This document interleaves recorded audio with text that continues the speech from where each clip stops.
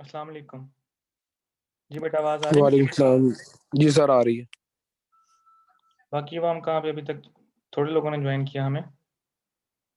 Sir आ रहे हैं, सारे आ रहे हैं। ओके, लास्ट टाइम बेटा हम लोगों ने स्टार्ट किया था फाइनेंशियल स्टेटमेंट एनालिसिस के अंदर। मैंने आपको कुछ रेशियोज के फॉर्मूला दिए थे, बैलेंस शीट रेशियोज और इनकम स्टेटमेंट रेशियोज, और कुछ एक दो क्वेश्चन मैंने कहा था करने आप लोगों ने। कोई problem, if you want to ask any question बेटा तो पूछ सकते हैं। एक छोटा सा क्वेश्चन हम और करेंगे उसी चैप्टर में, और उसके बाद फिर ये टॉपिक हम कंप्लीट करेंगे। Then we will discuss about the paper pattern, course क्या होगा, और उसके बारे में थोड़ा सा हम डिस्कस करेंगे, क्योंकि आज हमारी लास्ट क्लास है। तो सर जी जी जी बोलें। सर जिनकी रह गई है क्या करना है? क्या रहेगी जिनकी? जब प्रेजेंटेशन जिनकी रहेगी बेटा तो वो they are responsible for that, उनके मार्क्स नहीं लगेंगे। हमने यही काम करना है। ये आज आखिरी क्लास वाले दिन उनको याद आ रहा है, उनकी उनकी प्रेजेंटेशन रहती है। सर हमें तो टॉपिक ही नहीं पता थे। हमने कहा कि चले जब दोबारा क्लास होगी तब टॉपिक पूछ लेंगे, तो दोबारा लेकिन क्लास जब नहीं बेटा, दोबारा क्लास हुई कितने है। अरसे से क्लासें हो रही हैं? नहीं सर, कितने पिछले अरसे से से पिछले क्लासेस हो वीक रही हैं? आपने दी है ना। जी, पिछले से पिछले वीक आखिरी प्रेजेंटेशन हुई है ना, उसके बाद फिर आपने पढ़ाना शुरू कर दिया पिछले आगे। वीक का मतलब है 2 वीक हो चुके हैं। तो यू आपने बताना था कि हमने प्रेजेंटेशन देनी है, तो आपको टॉपिक देते। आज लास्ट क्लास है, आज आपको याद आ गया कि हमने प्रेजेंटेशन देनी है। सर आप वो आगे पढ़ाने लग गए थे, इस वजह से मैंने कहा, मैंने पूछा ही नहीं आप आपसे। मैं आप भी पढ़ाने लगा हूँ बेटा, मैं आप भी पढ़ाने लगा हूँ। अब क्यों पूछा? मैं तभी भी स्टार्ट करने लगा था। टाइम नहीं है बेटा प्रेजेंटेशंस का, टॉपिक कंप्लीट करना मैंने आज। Okay sir.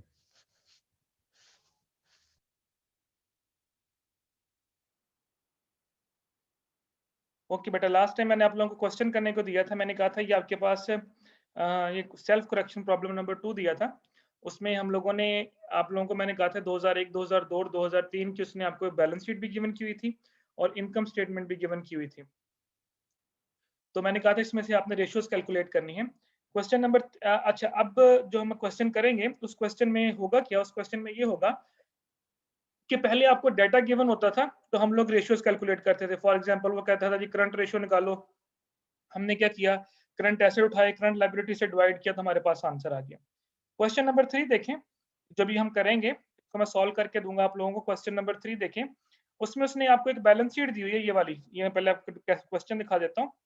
ये एक बैलेंस शीट गिवन है, उसमें कैश मिसिंग है, अकाउंट रिसीवेबल मिसिंग है, इन्वेंट्री मिसिंग है, प्लांट एंड इक्विपमेंट मिसिंग है और टोटल एसेट मिसिंग है। ये देखिए आपके सामने उसने आपको नोट्स पेएबल दिए हुए हैं, यानी कुछ डाटा उसने आपको दिया हुआ है और कुछ डाटा जो है वो अभी तक मिसिंग है। अब हमने करना ये है कि अब डेफिनेटली हमने ये जो बैलेंस शीट है इसको हमने फिल अप करना है बाय फाइंडिंग द वैल्यूज। कैसे फाइंड करेंगे? इसके लिए उसने आपको ये ऊपर डाटा दिया हुआ है, ये देखें। ये क्वेश्चन यहाँ से स्टार्ट हो रहा है, using the following information complete the balance sheet found on the next page. यानी आपने इसके अंदर जो है वो बैलेंस शीट को कंप्लीट करना है। उसने आपको long term to debt to equity ratio दी हुई है 0.5, टोटल एसेट टर्न रेशियो दी, यानी उसने ये रेशियोज कैलकुलेट करके दी हुई हैं। करना हमने ये है कि जो मैंने आप लोगों को रेशियोज के फॉर्मूला पढ़ाए थे वो फॉर्मूला आपको आना चाहिए। हम जस्ट फॉर्मूला लिखेंगे, जो भी ratio, for example long term debt to equity ratio दी है तो इसका फॉर्मूला होगा long term debt to equity. हम फॉर्मूला पुट करेंगे, जो जो डाटा हमें बैलेंस शीट से मिल गया वो हम यहाँ पे फॉर्मूले में पुट करेंगे, और एक वैल्यू जो है जो मिसिंग आइटम होगी वो ऑटोमेटिकली कैलकुलेट होती जाएगी और वो हम यहाँ पे पुट करते जाएंगे। यानी जो क्वेश्चन नंबर 3 है हमारा, ये जो क्वेश्चन नंबर 3 है, इस क्वेश्चन नंबर 3 को हमने कैसे सॉल्व करना है? इस क्वेश्चन नंबर 3 को बेटा हम लोगों ने दोबारा सुन लें कि आप लोगों को रेशियोज गिवन है इस दफा, और उसकी मदद से हमने ये मिसिंग आइटम जो है ये फाइंड आउट करनी है। कैसे फाइंड आउट करेंगे ये हम वन बाय वन डिस्कस करेंगे। अभी आपके सामने मैं ये क्वेश्चन सॉल्व करूंगा, जहां पे आपको प्रॉब्लम आएगी वो क्वेश्चन आप साथ साथ मुझसे पूछते जाएंगे। अच्छा, आप लोगों ने सिर्फ करना ये है कि दो डाटा आपको गिवन है उसका आपने फॉर्मूला लिखते जाना है। ये क्वेश्चन आप नोट कर लें, बल्कि एक मिनट ठहरे, मैं अभी क्वेश्चन ये ओपन कर रहा हूँ, अभी मैं स्टार्ट नहीं करता। आप लोग ये काम करें।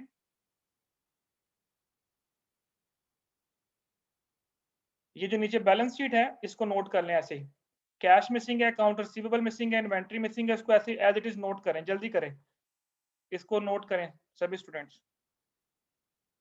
जो डाटा गिवन है उसको लिख लें, जो नहीं गिवन उसको नोट करते जाएं, क्योंकि जो जो आंसर निकलता आएगा वो मैं आपको यहाँ पे पुट करवाता जाऊंगा तो आप लोगों ने वो आंसर यहाँ पे पुट करते जाना है और साथ साथ मुझे आंसर बताते जाना है। क्वेश्चन बहुत आसान है, क्वेश्चन मुश्किल नहीं है, सिर्फ आपको फार्मूला आना चाहिए रेशो का।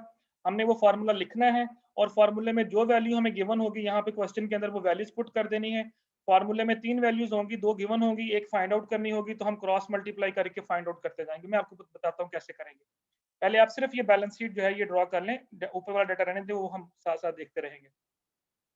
सभी लोग करें इसको ड्रॉ।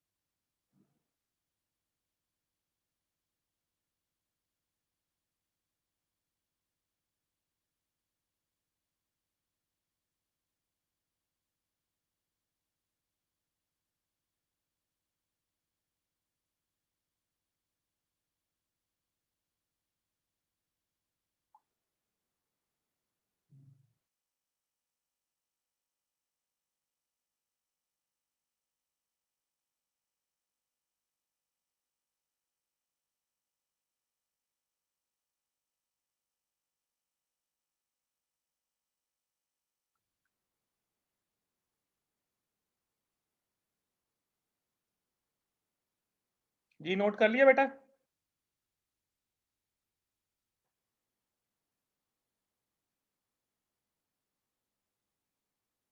आंसर बस सर एंड पे लिख लिया? जल्दी करें, कंप्लीट करना हमने क्वेश्चन की क्लास में।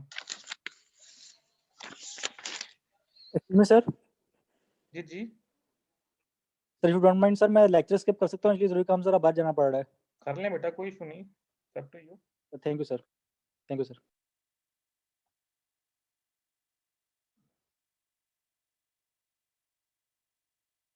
ओके चलें, ये आप लोगों ने बेटा नोट कर लिया।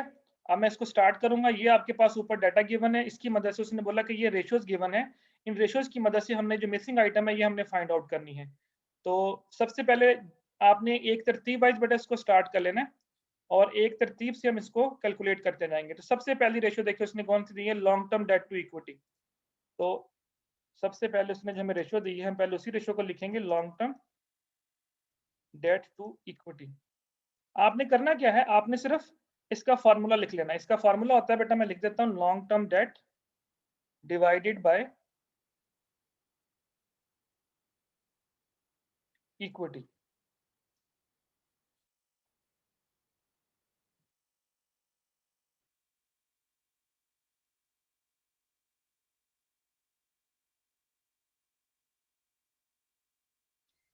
Okay just put the data, long term date divided by equity. अब आपने क्वेश्चन, और ये कितने किसके इक्वल है, ये 0.5 के इक्वल है। तो लॉन्ग टर्म डेट की यहाँ पे हम लिखेंगे 0.5 इक्वल टू 1 का मतलब होता है जो 1 से हम कंपेयर करते हैं। तो सिर्फ आपने आंसर लेने हैं, 2 1 लिखने की जरूरत नहीं है। उसने लिखा ना 0.5 to 1, तो 0.5 to 1 का मतलब है कि 1 से उसने उसको कंपेयर किया हुआ है। तो 0.5 आपके पास long term debt to equity ratio है। लॉन्ग टर्म डेट देखिए बेटा, क्वेश्चन में अब आ जाए, क्वेश्चन में आपको क्या चीज गिवन है, देखिए क्वेश्चन में कहीं लॉन्ग टर्म डेट गिवन है आपको? क्वेश्चन नो में सर। तो लॉन्ग टर्म डेट गिवन है लेकिन वो खाली है, मतलब उसमें अभी वैल्यू कोई नहीं लिखी, तो हमने लॉन्ग टर्म डेट को वैसे लिख दिया। Divided by okay equity. Sir. देखें बेटा, इक्विटी में दो चीजें आती हैं, एक आपका कॉमन स्टॉक आता है और एक आपकी रिटेन्ड अर्निंग आती है। ये दोनों चीजें बेटा आपकी इक्विटी होती हैं। कॉमन स्टॉक भी आपका इक्विटी होता है और जो रिटेन्ड अर्निंग होती है वो भी इक्विटी होती है। कॉमन स्टॉक बोलते हैं शेयर्स को, वो आपकी ऑनर इक्विटी होती है, और रिटेन्ड अर्निंग वो अमाउंट होती है जो शेयर होल्डर्स के दरमियान डिस्ट्रीब्यूट नहीं की जाती, आपने रिजर्व के तौर पर रखी होती है, तो वो भी ऑनर्स की होती है। तो ऑनर इक्विटी कितनी आ गई बेटा हमारी, इक्विटी कितनी आ गई, 1 लाख जमा 1 लाख कितनी होगी, 2 लाख 2 लाख। जी। अब बेटा आप इसको मैथमेटिकली सॉल्व कर सकते हैं, ये 2 लाख उधर आके मल्टीप्लाई हो जाएगा 0.5 से, तो 0.5 मल्टीप्लाई बाय 2 लाख करें, क्या आंसर आया?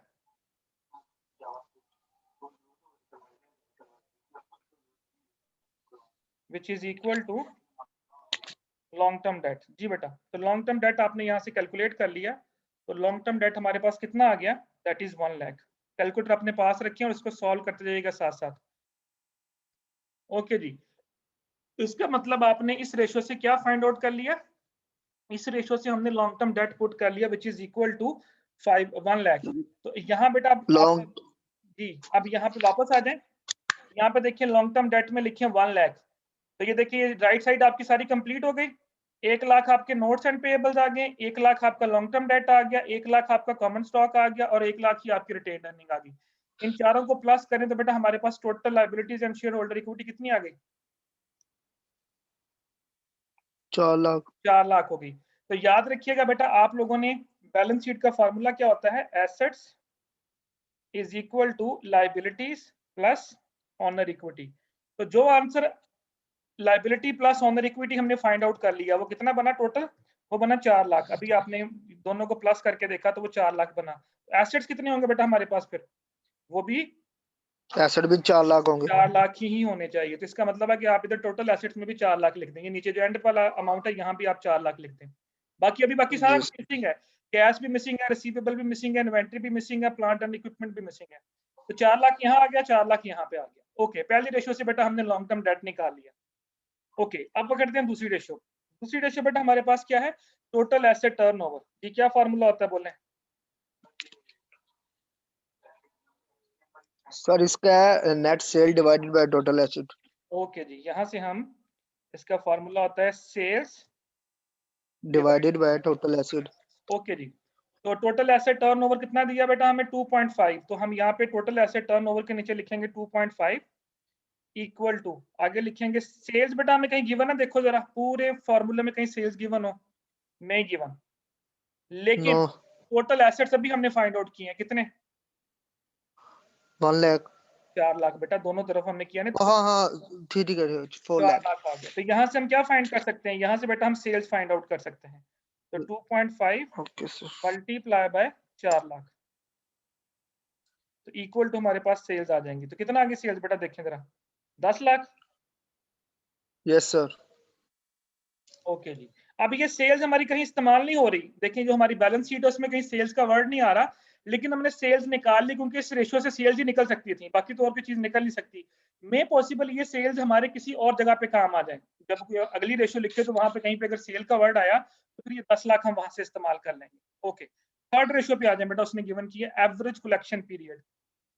एवरेज कलेक्शन पीरियड बेटा, इसको अकाउंट रिसीवेबल टर्नओवर भी कहते हैं। एवरेज कलेक्शन पीरियड को हम, चले मैंने लास्ट टाइम बोला था account receivable turnover.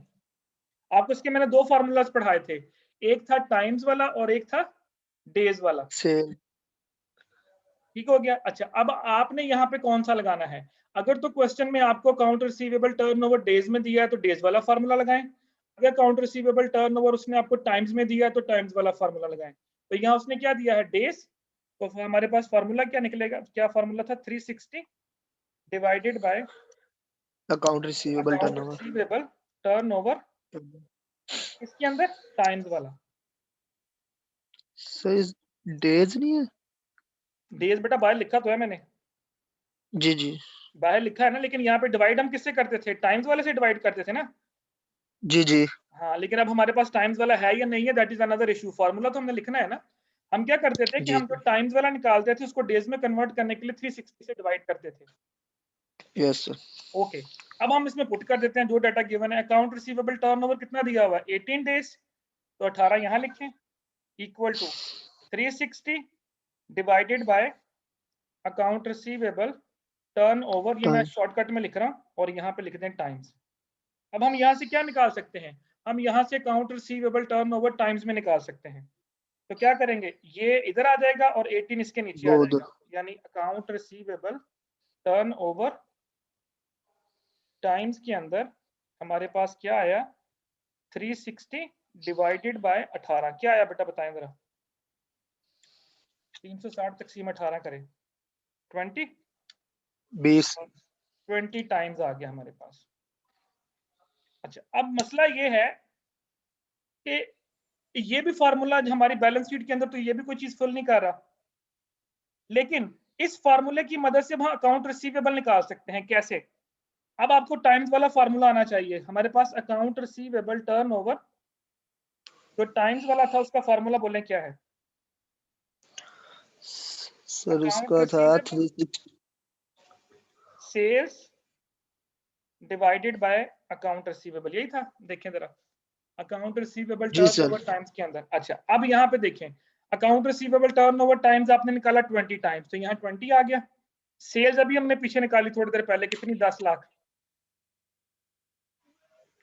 Divided by account receivable. तो अब हम यहाँ से क्या निकाल सकते हैं, अब हम यहाँ से अकाउंट रिसीवेबल्स निकाल सकते हैं। तो क्या होगा, अकाउंट रिसीवेबल इस तरफ आ जाएगा, तो 10 लाख तकसीम 20 कर दें, क्या आंसर आया देखें जरा, 10 लाख तकसीम 20 करें जरा, 5000। 50,000 बेटा, 5,000 नहीं, आपने एक सिफर कम लगाया। एक मिनट। 6 जीरो आने हैं बेटा, 1 के साथ 6 जीरो आएंगे। जी सर, वो एक कम लग गया। हाँ, 50,000। इसका मतलब अब आपने अकाउंट रिसीवेबल्स कितने कैलकुलेट कर लिए, 50,000। तो यहाँ पे आपने पुट कर देना है अकाउंट रिसीवेबल्स में 50,000। ये पीछे कैश के नीचे जो अकाउंट रिसीवेबल है यहाँ पे लिख दें 50,000। जी पहले बताएं, यहाँ तक कोई प्रॉब्लम, एनीवन?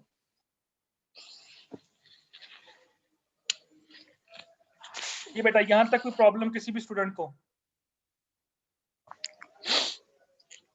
बेटा यस नो में बोलना आता है?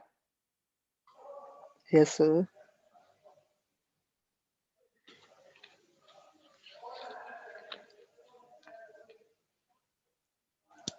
ओके, नेक्स्ट रेशियो लिख रहा हूं मैं आपके पास। अच्छा, अगली रेशियो हमारे पास इन्वेंट्री टर्नओवर। ओके, अब आपने इन्वेंट्री टर्नओवर के भी हमने 2 फार्मूलाज पढ़े थे।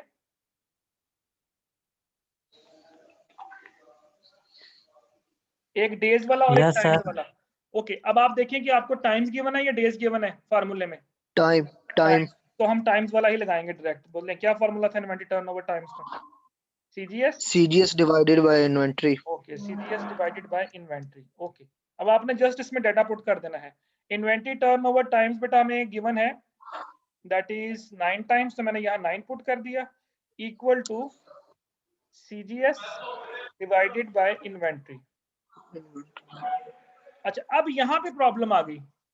पहले हमने जितनी भी रेशियोज कैलकुलेट की उसमें 2 वैल्यूज गिवन होती थी, तीसरी निकालनी थी। अब ना तो पूरे क्वेश्चन में कहीं सीजीएस गिवन है और ना ही पूरे क्वेश्चन में कहीं इन्वेंट्री गिवन है। ऐसे ही है, अभी जितना भी हमने क्वेश्चन किया उसमें ना तो आपके पास इन्वेंट्री गिवन है और ना ही आपके पास सीजीएस गिवन है। अब हम क्या करेंगे, अभी हम फिलहाल इस रेशियो को छोड़ देंगे, यहीं पे इसको इधर ही छोड़ देंगे और हम अगली रेशियो पकड़ेंगे, इसके बाद में इसको पुट करेंगे वेब डाटा बाद में आके। अब अगली रेशियो की तरफ चलते हैं, ग्रॉस प्रॉफिट मार्जिन की तरफ चलते हैं। हो सकता है किसी और रेशियो में कोई डाटा आंसर निकला है तो फिर हम इसको कैलकुलेट कर लेंगे। जी, ग्रॉस प्रॉफिट मार्जिन का फॉर्मूला बोले, क्या हमने पढ़ा था? ग्रॉस प्रॉफिट उसका यार सेल्स डिवाइडेड बाय जीपी था, देखें।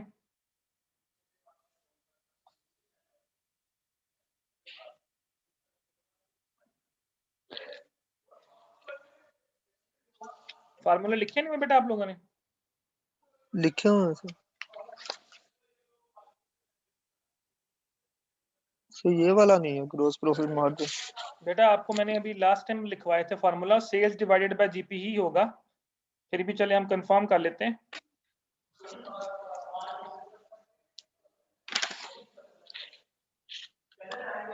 ये बेटा आपके सामने ही देखिए, मैंने ओपन कर दी।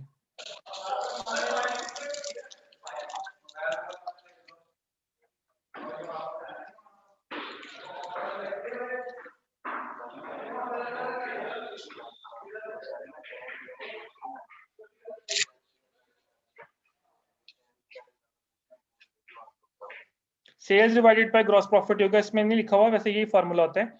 चलें एक दफा हम कंफर्म भी कर लें, आप भी, मैं भी कंफर्म कर लेता हूँ। Sales divided by gross profit लिखें। Sales divided by gross profit. फिर भी एक दफा मुझे कंफर्म कर लेने दें ताकि हमारा क्वेश्चन अब इसमें प्रॉब्लम ना आ जाए। एक दफा I just check it out, ताकि हमें क्वेश्चन में ना प्रॉब्लम हो जाए बाद में, ये ना कि हम फार्मूला गलत पुट कर दें। मेरा ख्याल है यही है वैसे। यहाँ तक बेटा किसी को प्रॉब्लम है तो पूछ सकते हैं अभी तक। सर जो चीज उसने बताई होगी वही फार्मूला लगाना है ना। अगर डेज बताया है तो डेज वाला लगाना है, अगर टाइम बताया है तो टाइम वाला लगाना है।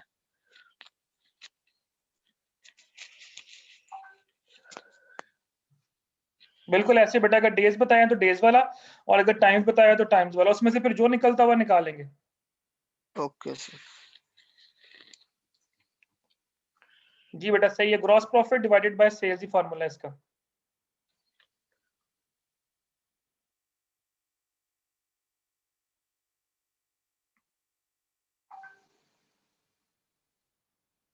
मैं क्वेश्चन ओपन कर दूं एक दफा।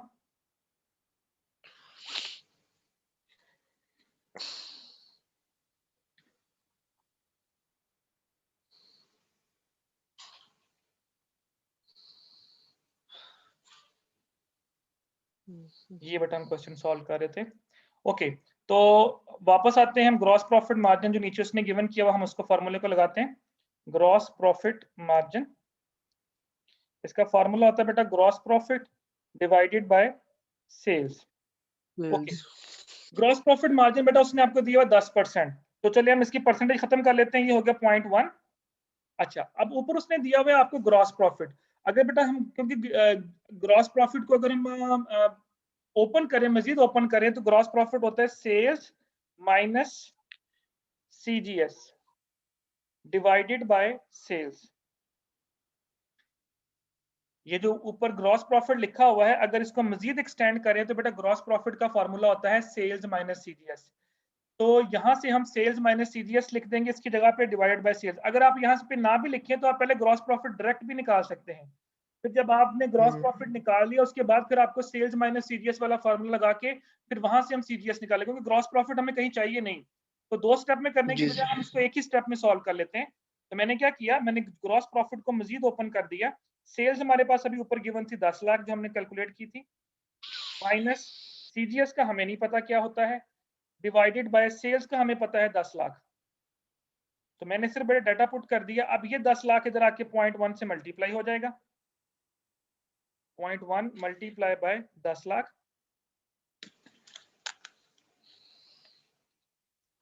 Equal to 10 lakh minus CGS. जी बेटा, तो यहाँ पे जरा कीजिएगा, 10 लाख को 0.1 से मल्टीप्लाई करें तो 1 लाख रह जाएगा, देखें, equal to 10 lakh minus CGS.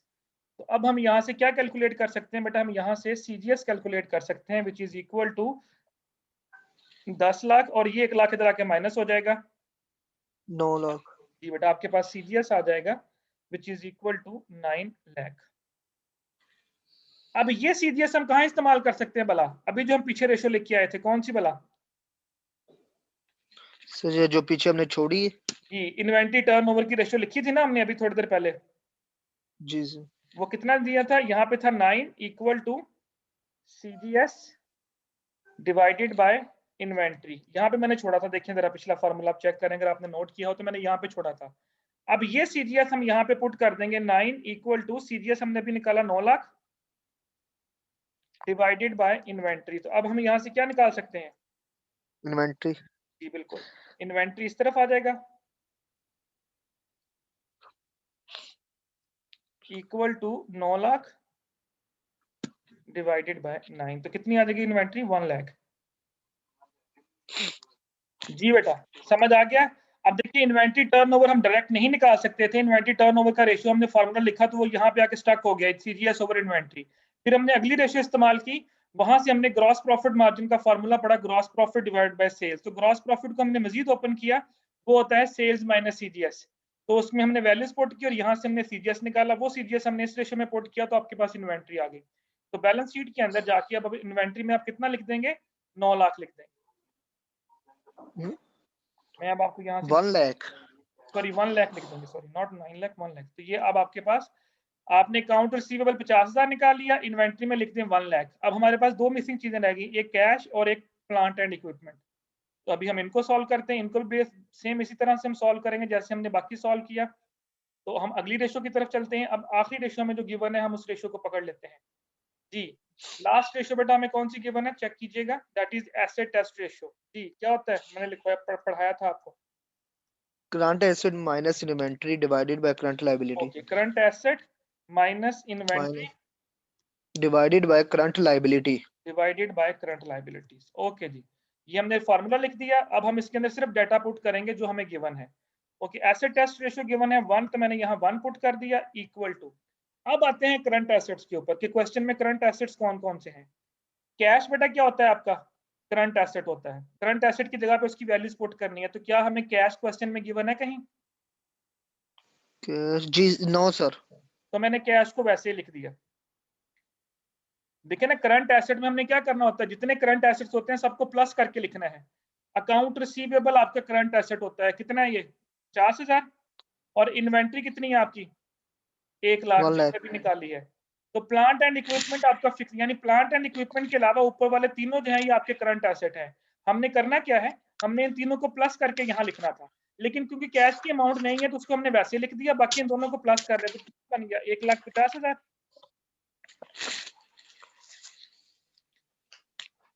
Minus inventory. बेटा इन्वेंट्री कितनी है, that is 1 lakh, divided by current liability. अब आ जाए करंट लायबिलिटी की तरफ।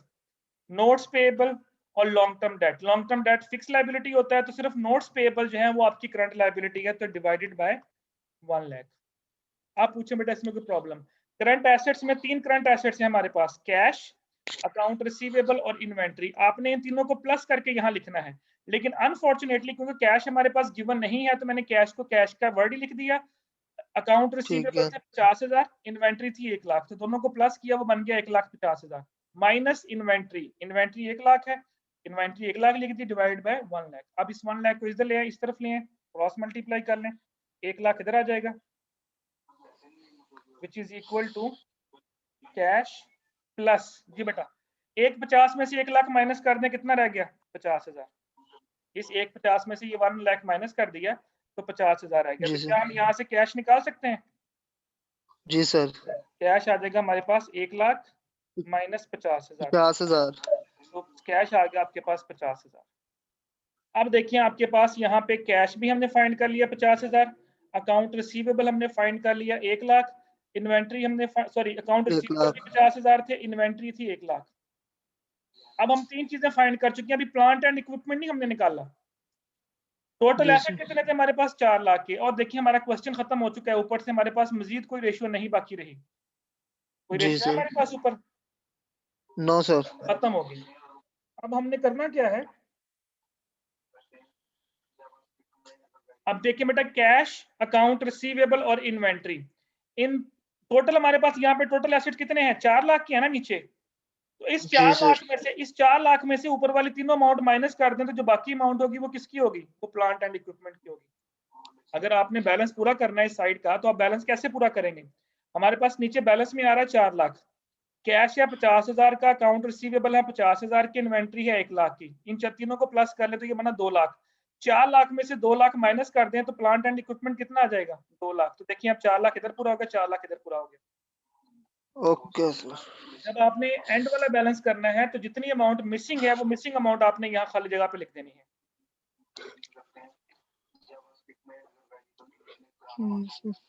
समझ आ गई? जी सर। ये था बेटा एक छोटा सा क्वेश्चन जो मैंने आप लोगों को करवाना था। तो इसमें कोई प्रॉब्लम हो तो you can ask any question बेटा, एनी वन ऑफ यू।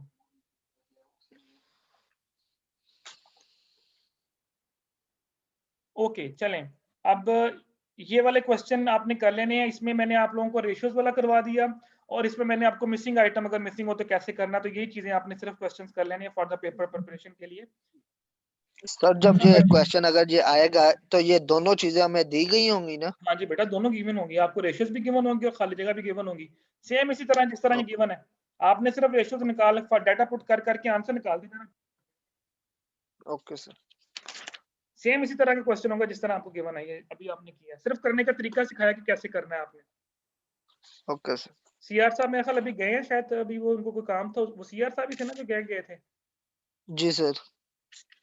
चलिए मैं 1 मिनट ठहरे, जरा मैं आप लोगों की जरा अटेंडेंस मार्क करूं पहले, उसके बाद पेपर पैटर्न को डिस्कस करते हैं।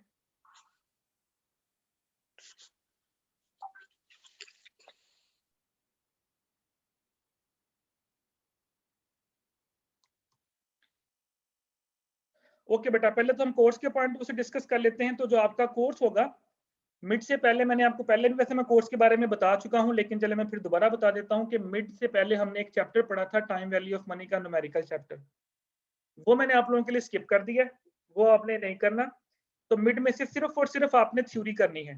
थ्योरी में वही टॉपिक जो मैंने आपको मिड में ही बताए थे, जो हमने बेसिक डेफिनेशंस पढ़ी थी, फाइनेंशियल मैनेजमेंट क्या होती है, एजेंसी प्रॉब्लम क्या होती है, बिजनेस क्या होता है, टाइप्स ऑफ बिजनेस क्या होती हैं, और फाइनेंशियल मार्केट्स और उसकी टाइप्स। मैं खाली 3-4 टॉपिक्स हमने पढ़े थे थ्योरी के तौर पे। यानी जो थ्योरी हमने पढ़ी थी मिड से पहले, वो सिर्फ थ्योरी करनी है आपने। मिड के बाद हमने जो न्यूमेरिकल चैप्टर्स पढ़े हैं वो आपने करने हैं। मेरे ख्याल 3 चैप्टर हमने पढ़े हैं न्यूमेरिकल मिड के बाद। एक बेटा आपके पास जो चैप्टर होगा वो होगा आपका रिस्क एंड रिटर्न का, जो हमने कंप्लीट किया था। एक चैप्टर होगा आपका कैपिटल बजटिंग टेक्निक्स वाला, जिसमें हमने पे back period, IRR, profitability index, और तीसरा चैप्टर जो अभी हमने खत्म किया, फाइनेंशियल स्टेटमेंट एनालिसिस वाला।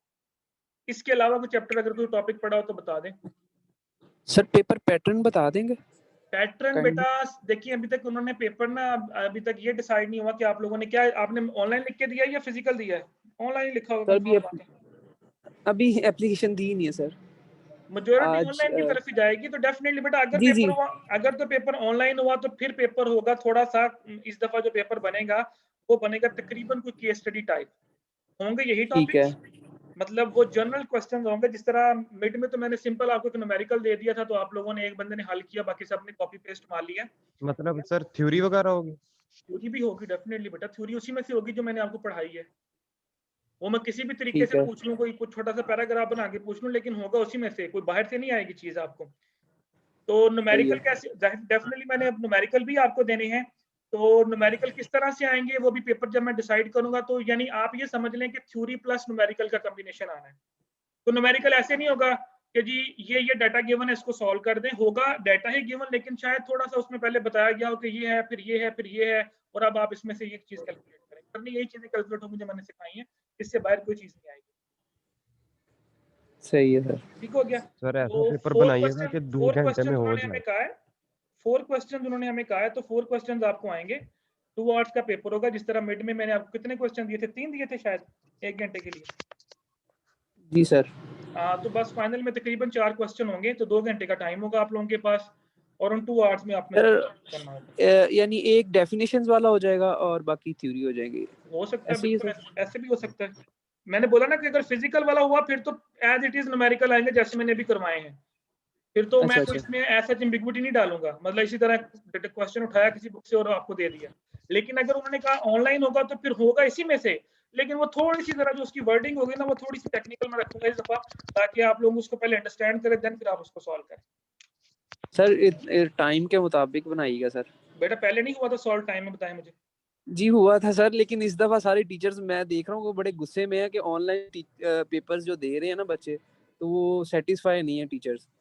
तो जो इन्होंने टर्म्स एंड कंडीशंस दी है वो भी जरा बड़ी सख्त वाली हैं कि मॉलम ना चले या कुछ भी बिल्कुल कनेक्शंस बेटा, का मसला हो गया हो। ये सिर्फ आप लोगों के साथ ही नहीं, हमने जीसी में भी ये टर्म्स एंड कंडीशन दी है कि आपका नेट डिस्कनेक्ट सर हो गया, पेपर आपकी थोड़ा लाइट सा ऑफ हल्का हो गई, बनाइएगा। कुछ भी हो गया, बत- तो you people are responsible for that. क्योंकि हम लोगों ने भी यहाँ पे फिजिकल ही अनाउंस किए थे पेपर, जीसी के अंदर भी हमने पेपर फिजिकल अनाउंस किए थे, लेकिन जिस तरह आप लोगों ने स्ट्राइक्स किया, हमारी यूनिवर्सिटी में बच्चों ने स्ट्राइक्स की, तो हमने दोनों ऑप्शन रख दिए उनके लिए। चले सर थोड़ा सा इस तरह हो कंप्रोमाइज कि 2 करिएगा। घंटे में हो जाए। अगर आप लोगों के paper same as it is match करते हुए, बिल्कुल आंसर्स मैच करते हुए, डिटो कॉपी हुए, तो पेपर कैंसिल हो जाएंगे दोनों स्टूडेंट्स के। वो 0 मार्क्स भी हो सकता है, या दोबारा फिजिकल पेपर भी दोबारा आपसे लिया जा सकता है। ये टर्म्स एंड कंडीशन में लिखा हुआ है ना, पढ़िए ना टर्म्स एंड जी कंडीशन आप लोगों ने। जी जी सर, ये लिखा तो लिखा। पता तो है इस हमें। चीज को ध्यान में रखिएगा। मैंने आप लोगों को लास्ट टाइम कमेंट्स दिए थे आपके मिड के पेपर चेक करते हुए कि बहुत सारे स्टूडेंट्स ने कॉपी पेस्ट किए थे क्वेश्चंस। उसकी वजह ये थी, कहां से मुझे पता चला कि अगर किसी स्टूडेंट ने एक अंडर रूट गलत लिया हुआ है, तो 4-5 स्टूडेंट्स ने वही जगह पे जाके अंडर रूट गलत लिया हुआ है। What does it means? It means कि आप लोगों ने कॉपी पेस्ट किया था। ये चीजें मैं नोट करता होता हूँ, इसलिए थोड़ा सा कॉन्शियस रहिएगा पेपर के पॉइंट ऑफ व्यू से, क्योंकि फाइनल के पेपर के नंबर अंदर शो तो हो नहीं रहे उस पे, मॉलम आईडी पे। क्या शो नहीं हो तो रहा? मिड के नंबर मैंने अभी अपलोड नहीं किया, लिस्ट मैंने बनाई है, मैंने अभी अपलोड नहीं की। वो मैं आपके फाइनल के साथ इकट्ठी अपलोड करूंगा। तो सेशनल तो पहले लगा देंगे ना?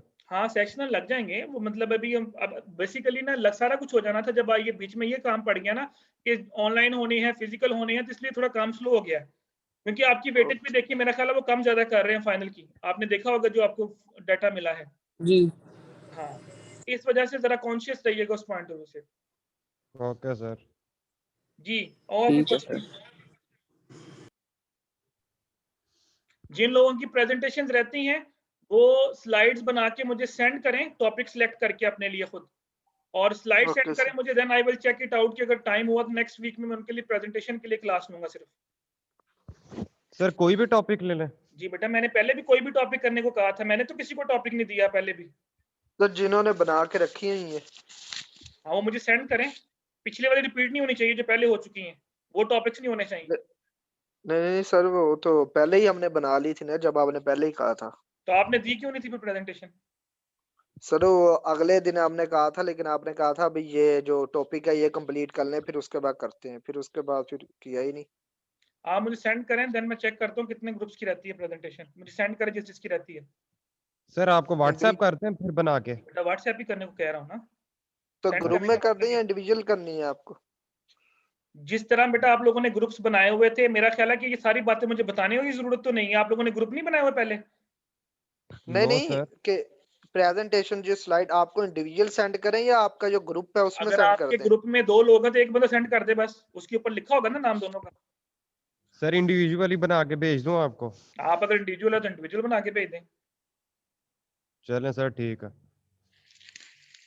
जी और भी क्वेश्चन बेटा? टाइम हमारा एंड हो रहा है मीटिंग का, पूछ लें कोई चीज पूछनी है। सर वो अपलोडिंग के टाइम का पूछना था सर जी, अगर ऑनलाइन हुआ तो अभी बेटा अपलोडिंग का हमें टाइम कोई इंस्ट्रक्शन नहीं है, अभी कोई इंस्ट्रक्शन नहीं है। मैंने बता रहा हूँ कि अभी 30 तक तो आपको टाइम दिया है, उसके बाद फिर वो अंदाजा लगाएंगे कितने ऑनलाइन है कितने फिजिकल है, देन वो हमें गाइड करेंगे कि हमने क्या करना है। अभी हमें कोई इंस्ट्रक्शन नहीं दी। Okay sir. ठीक हो गया? तो ओके जैसे सर। इंस्ट्रक्शन आएंगी आप मेरे से बेशक कांटेक्ट कर लीजिएगा, मैं ग्रुप में भी शेयर कर दूंगा आप लोगों के साथ। Okay sir. ओके बेटा, बेस्ट ऑफ लक बेटा फॉर ऑल द पेपर्स, दुआओं में याद रखिएगा। ओके सर आप भी पेपर जरा अच्छा बनाइएगा। इंशाल्लाह बेटा, होपफुली अच्छा ही होगा। अल्लाह हाफिज। अल्लाह हाफिज। अल्लाह हाफिज।